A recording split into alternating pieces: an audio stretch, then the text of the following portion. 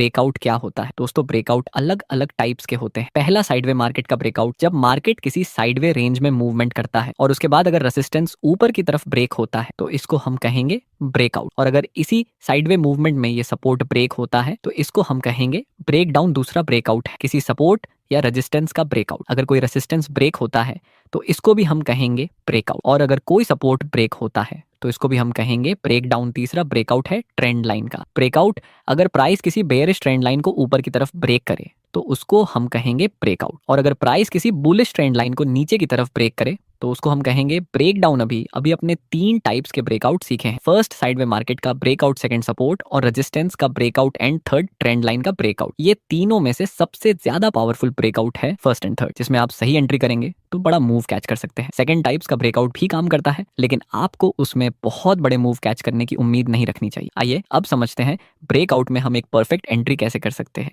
जैसा कि यहाँ आप देख सकते हैं मार्केट अभी higher high and higher low की फॉर्मेशन में अप ट्रेंड में मूव कर रहा है। उसके बाद प्राइस थोड़ा सा नीचे आता है और एक बार फिर से प्राइस ऊपर जाने की कोशिश करता है, लेकिन यहाँ ये रेजिस्टेंस ब्रेक नहीं हुआ। नीचे हम ये 2 पॉइंट्स को टच करके एक सपोर्ट ड्रॉ कर सकते हैं और ऊपर ये पॉइंट्स को टच करके रेजिस्टेंस। अब हमारे पास एक परफेक्ट साइडवे जोन है। यहाँ पे 3 संभावना हो सकती है, या तो प्राइस इस रेजिस्टेंस का ब्रेकआउट करके ऊपर चला जाए, या फिर ये सपोर्ट का ब्रेक डाउन करके प्राइस नीचे चला जाए, या फिर ऐसा भी हो सकता है कि ये साइडवे जोन ब्रेक ही ना हो और प्राइस इसी रेंज के बीच में मूवमेंट करे। अगर ये रेजिस्टेंस ब्रेक होता है और दूसरी कैंडल इस ब्रेकआउट कैंडल के हाई के ऊपर क्लोज हो जाए तो हम बाय में एंट्री करेंगे। और अगर ये सपोर्ट का ब्रेक डाउन मिले और दूसरी कंफर्मेशन कैंडल इस ब्रेक डाउन कैंडल के लो के नीचे क्लोज हो जाए तब हम सेल में एंट्री करेंगे। और अगर ये मार्केट इसी साइडवे रेंज में मूव करे तो हम कुछ नहीं करेंगे। देखते हैं आगे क्या होता है। नेक्स्ट प्राइस ये सपोर्ट का ब्रेक डाउन करता है, अभी हम थोड़ा सा वेट करेंगे। नेक्स्ट हम देखें तो दूसरी कंफर्मेशन कैंडल इस ब्रेक डाउन कैंडल के लो के नीचे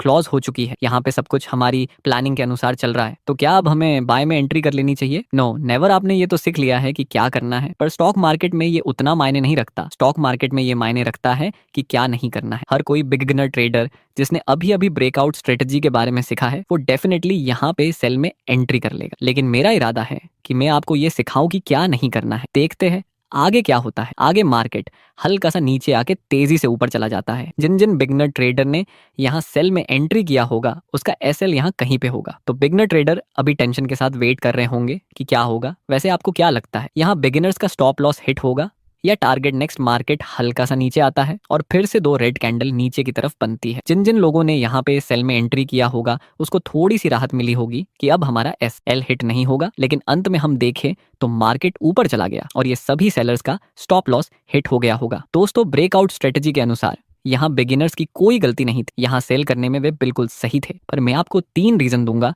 कि क्यों ऐसी जगह पे हमें सेल नहीं करना है। सब कुछ सही होने के बाद भी पहला रीजन, जब भी ब्रेकआउट या ब्रेक डाउन मिले तो हमेशा रिटेस्ट का वेट करें। बाय द वे आपको रिटेस्ट का वेट क्यों करना चाहिए? क्योंकि जिन जिन लोगों ने यहाँ पे सेल किया होगा उसको अच्छा खासा प्रॉफिट बन गया होगा। तो जाहिर सी बात है यहाँ बैठे हुए सेलर्स अपना प्रॉफिट बुकिंग शुरू कर। अब सेलर्स प्रॉफिट बुकिंग करेंगे तो एटलीस्ट मार्केट यहाँ तक तो पुल बैक ले ही सकती है। अगर प्राइस रिटेस्ट करने के लिए आता और बियरिश कैंडल का सिग्नल देता तब हम डेफिनेटली सेल कर सकते थे, लेकिन ऐसा कुछ हमें मिला नहीं। दूसरा रीजन, जहां बिगिनर्स ने सेल में एंट्री की इसी जगह पर एक स्ट्रॉन्ग और पावरफुल डिमांड जोन था। यहां बहुत ही तेजी से मार्केट ऊपर गया था, तो हो सकता है कि मार्केट इसी लेवल के पास आकर फिर से ऊपर चला जाए, क्योंकि ये स्ट्रॉन्ग डिमांड जोन था और आगे तो प्राइस में इसी डिमांड जोन से ऊपर जाना शुरू किया। जब भी आपको किसी साइडवे मूवमेंट का ब्रेकआउट मिले उसी समय ध्यान से वॉल्यूम को चेक करें कि जिस कैंडल से ब्रेकआउट मिला हो उस ब्रेकआउट कैंडल का वॉल्यूम हमेशा हाई होना चाहिए। अगर ब्रेकआउट कैंडल का वॉल्यूम हाई है तो ऐसे breakout most of time real होते हैं। तो इस तरह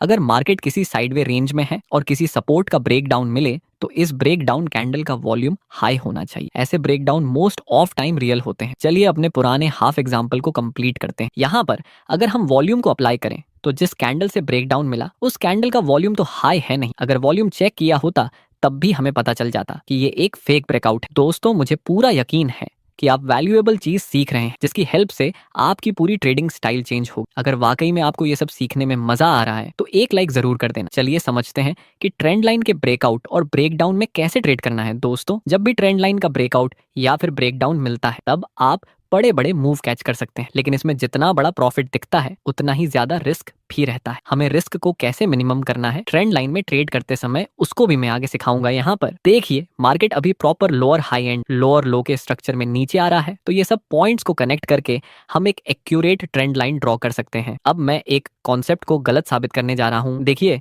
कुछ लोगों को ऐसा मानना होता है कि जब ये ट्रेंड लाइन ऊपर की तरफ ब्रेक हो जाए, इसका मतलब ये डाउन ट्रेंड अपर ट्रेंड में रिवर्स हो गया और आगे से मार्केट ऊपर की तरफ जा सकती है, लेकिन ये पूरा सच नहीं है। ट्रेंड लाइन के ब्रेकआउट का मतलब सिर्फ उतना होता है कि आगे प्राइस या तो साइडवेज हो सकता है या फिर ऊपर जा सकती है। दो संभावना रहेंगी, या तो साइडवेज या फिर ऊपर। इसीलिए जब भी आपको ट्रेंड लाइन का ब्रेकआउट मिले तो पूरा मूव कैच करने के चक्कर में और जल्दबाजी डायरेक्ट ब्रेकआउट में एंट्री मत करना। आगे सो में सेटअप सिखाऊंगा, इसका वेट करना है। पे market higher high and higher low की फॉर्मेशन में बुलिश ट्रेंड में मूव कर रहा था, तो फिर ऐसी स्थिति में हम एक बुलिश ट्रेंड लाइन ड्रॉ कर देंगे जो कि आगे सपोर्ट का काम कर सकती है। नेक्स्ट हम देखें तो प्राइस इसी ट्रेंड लाइन के पास आती है और अब बुलिश और कंफर्मेशन कैंडल की फॉर्मेशन बनती है। हमें यहाँ पर ट्रेंड लाइन का सपोर्ट मिला, ऊपर बुलिश कैंडल का सिग्नल, और ये ट्रेंड भी बुलिश है, तो ऐसी जगह पर हम बाय में एंट्री कर सकते हैं। एसडेएल हम रखेंगे बुलिश कैंडल के लो से थोड़ा सा नीचे। नेक्स्ट हम देखें तो हमारा प्रॉफिट टारगेट हिट हो गया है और आगे क्या हुआ, आगे मार्केट नया हाई नहीं बनाता,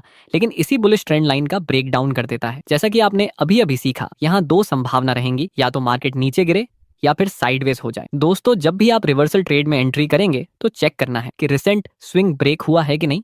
ऐसे एक एग्जांपल से समझाता हूं ताकि आपको एक क्लियर कट इमेज मिल सके। देखिए ये है डाउन ट्रेंड और इसकी ये बियरिश ट्रेंड लाइन। नेक्स्ट ये ट्रेंड लाइन ऊपर की तरफ ब्रेक हो चुकी है और इसका रिसेंट स्विंग भी ऊपर की तरफ ब्रेक हो चुका है। अब हम कंफर्म बोल सकते हैं कि ये डाउन ट्रेंड अपर ट्रेंड में रिवर्स हुआ है। चलिए वही हमारा पुराना एग्जांपल कंटिन्यू करते हैं। यहाँ पर हम देखें तो ट्रेंड लाइन का ब्रेक डाउन हो तो चुका है और स्विंग ब्रेक भी हो चुका है ऊपर से। जिस कैंडल से ट्रेंड लाइन का ब्रेक डाउन हुआ उस कैंडल का वॉल्यूम भी हाई है। अब हम रिटेस्ट टेस्ट का वेट करेंगे और किसी बियरिश कैंडल के सिग्नल पर हम सेल में एंट्री कर सकते हैं। आगे हम देखें तो प्राइस आता है इसी ट्रेंड लाइन के पास, जो कि अब रेजिस्टेंस का काम करेगी। वहां पर हमें एक बियरिश और कंफर्मेशन कैंडल की फॉर्मेशन मिले, अब हम सेल में एंट्री कर सकते हैं। दोस्तों यहाँ तो हमारा प्रॉफिट टारगेट हिट हो गया है, लेकिन लाइव मार्केट में आपको एक मानसिक प्रॉब्लम का सामना करना पड़ेगा। वह है कि कई बार मार्केट ब्रेकआउट करने के बाद डायरेक्ट ऊपर चला जाएगा और रिटेस्ट करने ही ना आए। ऐसे में आपको एंट्री करने का मौका ही नहीं मिलेगा। तब हो सकता है कि आप जल्दबाजी में डायरेक्ट ब्रेकआउट में ट्रेड करें।